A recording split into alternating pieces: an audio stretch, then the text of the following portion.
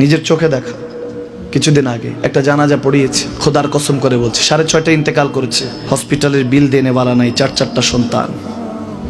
অ্যাম্বুলেন্সে ঘরে ঘরে আসবে, 1000-1200 টাকার বিল দেনে বালা নাই। কি বুঝলেন? ক্ষণস্থায়ী দুনিয়া। মুমিনের কম থাকলেও আমি বলি, কেউ যদি এসে বলে হুজুর একটু দোয়া করেন, খুব পেরেশানিতে আছি, আমি তার হাত চুমু খেয়ে বলি তোমাকে মোবারকবাদ, আল্লাহ তোমাকে ভালোবাসে।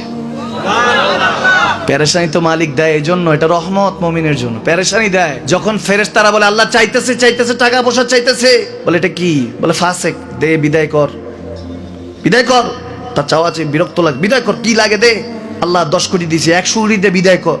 মুমিন যখন চাইতে থাকে আল্লাহ আমাকে কিছু লাগবে, যখন একটু করে চায় আমার মাটাকে সুস্থ করে দাও, বাবাটাকে আল্লাহ আমার স্ত্রীকে, আমার আমাকে একটু তৌফিক দাও, চাইতে থাকে মুমিন। আল্লাহ বলে যখন ফেরেশতারা দেখে মুমিন চাচ্ছে, দেরি করতে পারে না, তাড়াতাড়ি খাজানা নিয়ে দিতে নেবে, আল্লাহ বলে রাখোস না, এত তাড়াহুড়া কিসে?